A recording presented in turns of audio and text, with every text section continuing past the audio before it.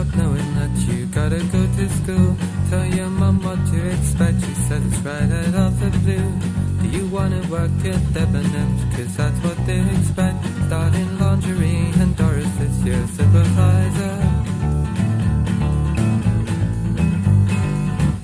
And the head said that you always were a queer one from the start.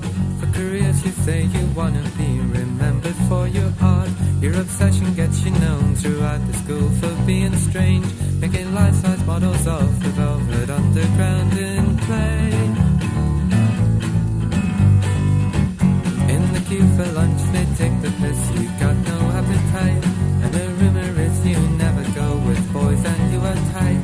So they jab you with a fork, you drop the tray and go berserk while you're cleaning up the mess.